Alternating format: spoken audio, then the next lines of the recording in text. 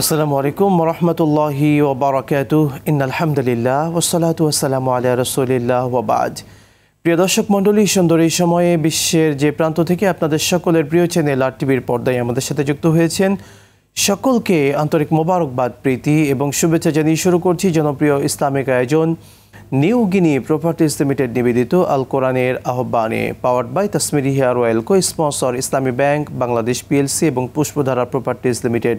দর্শক মণ্ডলী, আজকে আমরা এই সুন্দর আয়োজনে কথা বলতে চাই ন্যায় ও ইনসাফ প্রতিষ্ঠায় রমাদান কি শিক্ষা দিয়ে যায়। এই সুন্দর বিষয়ে কথা বলবেন দুজন বিজ্ঞ আলোচক। আমার ঠিক ডানে রয়েছেন প্রখ্যাত আলেমদ্বীন, বিশিষ্ট ইসলামী চিন্তাবিদ এবং শিক্ষাবিদ ফদিলাতুল শেখ মুহতারাম মাওলানা সরওয়ার হুসাইন হাফিজাহুল্লাহ। আসসালামু আলাইকুম ওয়া রাহমাতুল্লাহি ওয়া বারাকাতুহু। ওয়ালাইকুম আসসালাম ওয়া রাহমাতুল্লাহ।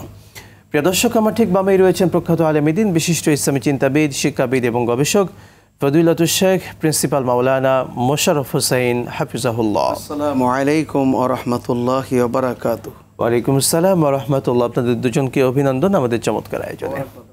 দর্শক, আল্লাহ সুবহানাহু ওয়া তাআলার এই রহমতের মাসে আমরা কথা বলবো ন্যায় এবং ইনসাফ প্রতিষ্ঠায় রমাদান আমাদেরকে কি শিক্ষা দিয়ে যায়। শেখ, আপনার কাছে প্রথমেই আসতে চাই।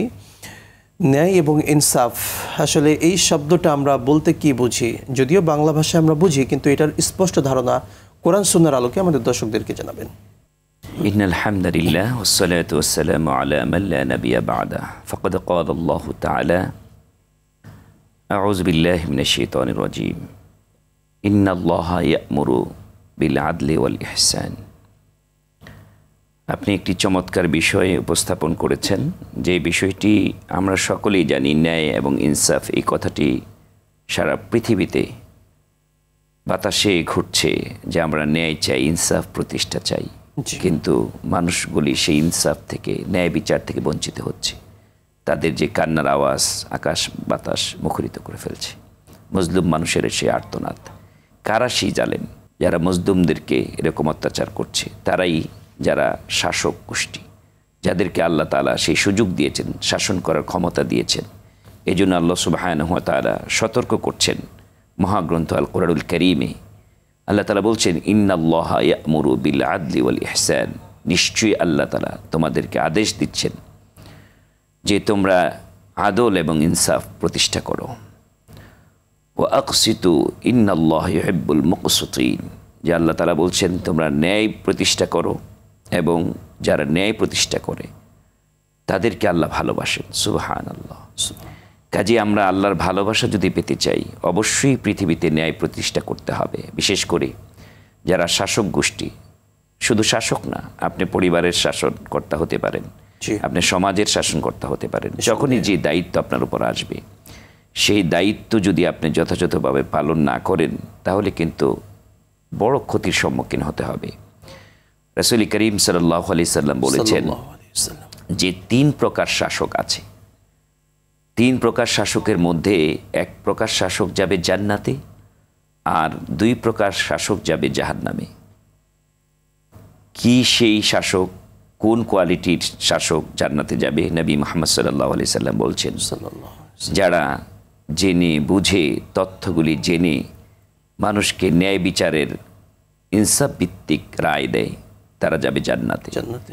আর যারা সত্যটা জেনেও সত্যটা গোপন করে মানুষকে ফাঁসির মঞ্চে চড়ায়, জুলুম করে, নির্যাতন করে, তারা জাহান্নামে যাবে।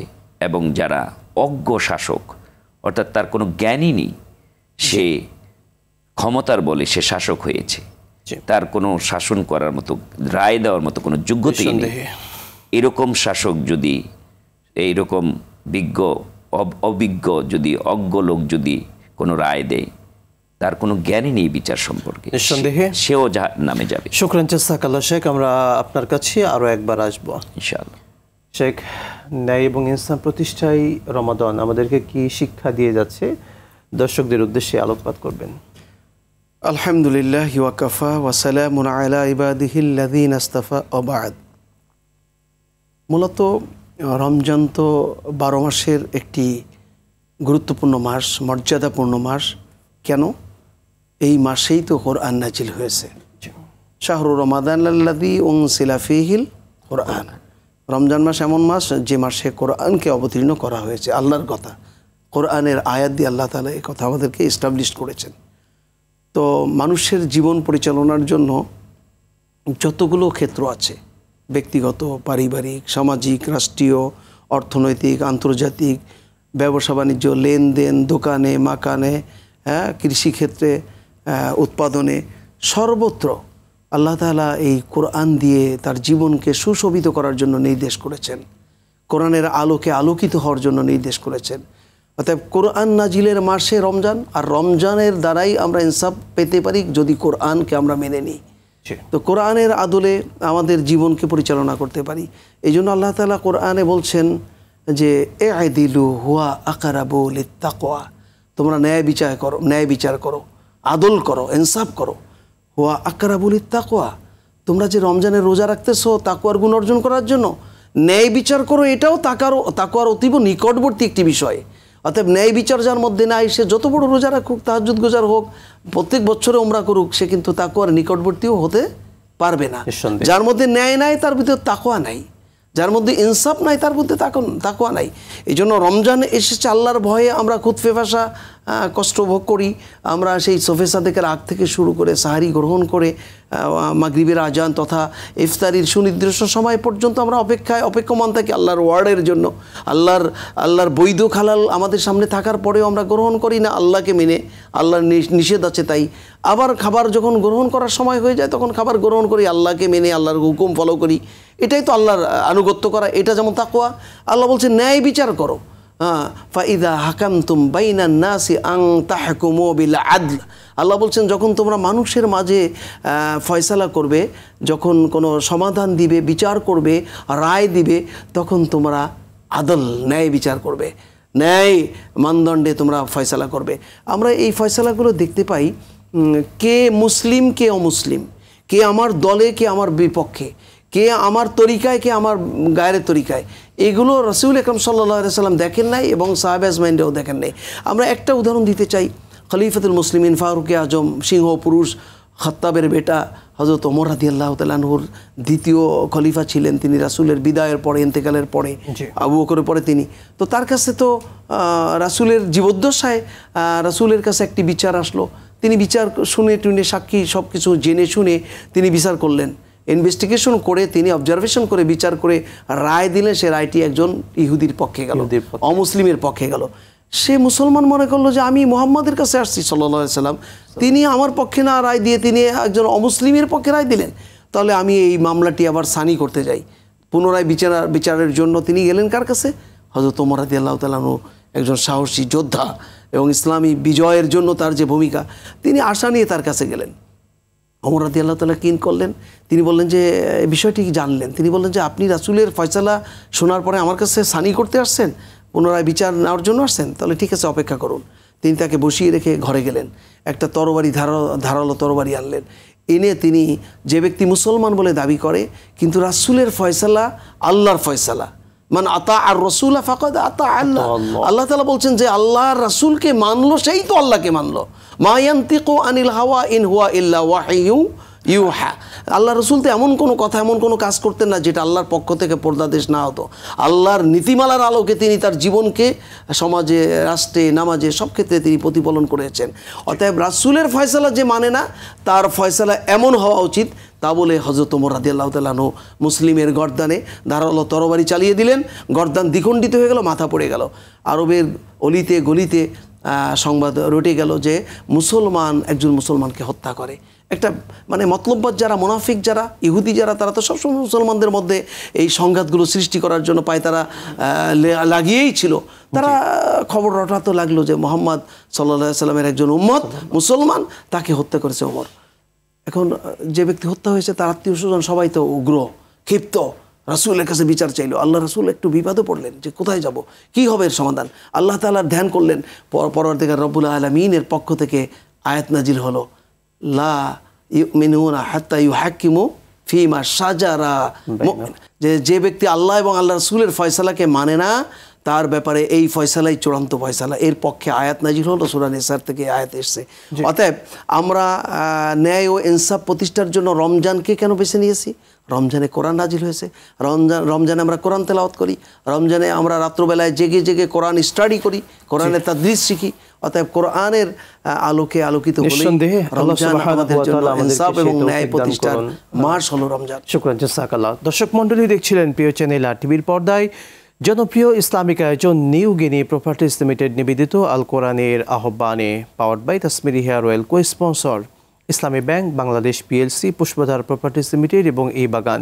নিচ্ছি এ পর্যায়ে ছোট্ট বিরতি, সাথেই থাকুন, ফিরছি ইনশাআল্লাহ।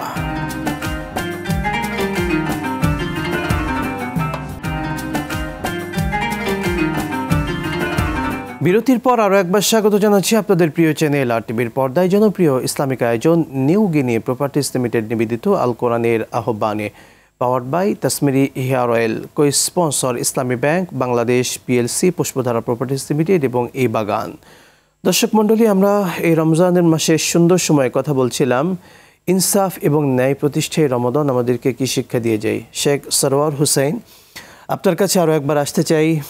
ন্যায় ইনসাফ প্রতিষ্ঠায় যদি আমাদের সমাজের মধ্যে ন্যায় এবং ইনসাফ সমাজে, রাষ্ট্রে, বিশ্বে কোথাও না থাকে, সমাজে কি দেখা দিবে? আসলে চমৎকার একটি প্রশ্ন করেছেন যে যদি ইনসাফ না থাকে সমাজের অবস্থা কি হবে। জি, ইনসাফ যদি না থাকে সমাজে জালেমের সংখ্যা বেড়ে যাবে, জি, মজলুমের সংখ্যা বেড়ে যাবে, জালেমও বাড়বে, মজলুমও বাড়বে। জি, যেরকম জালেমের সংখ্যা বাড়বে সেরকম মজলুমের সংখ্যা বেড়ে যাবে। অর্থাৎ ইনসাফ নাই, যে যার খুশি, যার শক্তি আছে, জোর যার মুল্লুক তার শক্তি হলেই সে কি করবে, সে জুলুম করবে। আর অসংখ্য মানুষ তাদের নিপীড়নে তারা অত্যাচারিত, নির্যাতিত হবে। এই জন্য আল্লাহ সুবহানাহু ওয়া তাআলা ব্যালেন্স করেছেন যে যে অত্যাচার মানুষের উপর করবে তাকে বিচার ফয়সালার মাধ্যমে, তাকে আবার শাস্তির মাধ্যমে ফিরিয়ে আনা। তো এই ফিরিয়ে আনতে গিয়ে ইনসাফ যদি প্রতিষ্ঠিত না হয়, একজন খুনি বারবার খুন করেই যাচ্ছে, তার কোনো শাস্তি নেই, ইনসাফ ভিত্তিক কোনো সমাজ ব্যবস্থা নেই, তাহলে সে কিন্তু খুন করেই যাবে, তাকে ফেরানোর মতো কেউ নেই। আর যদি ইনসাফ থাকে তাহলে খুনিকেও শাস্তির আওতায় এনে ইনসাফ প্রতিষ্ঠা করে, যা ফ্যামিলির যাকে খুন করা হয়েছে তারা যদি ন্যায় বিচার পায় তাহলে তারা আত্মতৃপ্তি পাবে যে আমি একটা ন্যায় বিচার পেয়েছি। আর খুনি অন্যান্য খুনিদের ভিতরে যেই মনের জিজ্ঞাসা যে আমিও খুন করব, খুন, সেই এটা নষ্ট হয়ে যাবে যে না, খুন করলেই শাস্তির আওতায় নিঃসন্দেহে। এই জন্য ইনসাফটা খুব ইম্পর্টেন্ট জিনিস। এবং রমজান মাসে ইনসাফ প্রতিষ্ঠার যে গুরুত্ব নিয়ে আমরা কথা বলছি সেটা তো আরও মারাত্মক। যে যদি রমজান মাসে ইনসাফ না থাকে তাহলে তো আমরা মুসলিম হয়েও আমরা যদি ইনসাফ করতে না পারি, সেই ইনসাফের নমুনাই কিন্তু সিয়াম অর্থ বিরত থাকা। এই বিরত থাকা আমরা শুধু মনে করি খাওয়া এবং পান করা, স্ত্রী সহবাস থেকে বিরত থাকা না। মূলত এই বিরত থাকা বলতে আল্লাহ সুবহানাহু ওয়া তাআলার পক্ষ থেকে যতগুলি নিষেধাজ্ঞা আসছে, হারাম বিষয়গুলি থেকে বিরত থাকা। রোজার দার যদি শুধু না খেয়ে থাকে আর স্ত্রী সম্ভোগ থেকে বিরত থাকে তাহলেই সিয়াম হবে না। সে যদি মিথ্যা কথা না ছাড়তে পারে, সে যদি ওজনে কম দেয়, ইনসাফ না করে। এই জন্য আল্লাহ সুবহানাহু ওয়া তাআলা সূরা রহমানে বলছেন আকিমুল ওয়াজনা বিল কিসত ওয়ালা তুখসিরুল মিজান, যে তোমরা ন্যায় প্রতিষ্ঠা করো। একদম প্রতিষ্ঠা করতে বলেছেন, আকিমুল ওয়াজনা বিল কিসত, যে তোমরা ওজনের ব্যাপারে, ওজনে ন্যায়দণ্ড, মানদণ্ড, এটা তুমি আপনি এটা এই ওজনটাকে দাড়িপাল্লা আপনি ধরতে পারেন। সেই দাড়িপাল্লা শুধু যে আমাদের হাইকোর্টের সামনে দাড়িপাল্লার প্রতীক দেওয়া আছে, কেন আমরা শুধু দাড়িপাল্লা দিয়ে জিনিসপত্র মাপা না, আদল যদি করতে চান, ইনসাফ যদি করতে চান, আল্লাহ সুবহানাহু ওয়া তাআলা দুটি শব্দ ব্যবহার করেছেন যে ইন্নাল্লাহা ইয়া'মুরুকুম বিল আদলি ওয়াল ইহসান, যে একটা হলো আদল করা, আর একটা হচ্ছে ইহসান করা, দয়া করা। আজকে সাম একজন রোজাদার সে ইনসাফও করবে, সে আদল করবে, সে যখন ব্যবসায়ী হবে তখন সে একটু ওজনে কম দিবে না, সে আদল করবে এবং ইহসান করবে। কিভাবে? একটা গরিব অসহায় মানুষকে ইফতার করাবে, ইফতারের সামগ্রী দান করবে। রমাদান আমাদেরকে শিক্ষা দিচ্ছে সেই আদল এবং ইনসাফের। চমৎকার শেখ বলছিলেন, অসংখ্য ধন্যবাদ শেখ। আপনার কাছে আরও একবার আসতে চাই। আমরা ন্যায় এবং ইনসাফ প্রতিষ্ঠায় রমাদানের ভূমিকা নিয়ে শুনছিলাম। ন্যায় এবং ইনসাফ আমাদের সমাজে বর্তমানে আমরা কি আসলে কতটুকু দেখতে পাচ্ছি? যদি সামঞ্জস্যটা একটু বলতেন। সত্যি তুলনামূলক আলোচনা তো অনেক ব্যাপক সময়ের ব্যাপার। জি। তবে প্রথম শুরুতে আমি বলতে চাই যে ইনসাফের জন্য, ন্যায় এবং ইনসাফের জন্য যে আইডিওলজি, যে থিওরি, যে ল, যে রুলস রেগুলেশন, এটা একমাত্র আল্লাহর দেওয়া রুলস রেগুলেশন ছাড়া, তিনি আহকামুল হাকিমিন, তিনি বলেছেন আলাইসাল্লাহু বিআহকামিল হাকিমিন।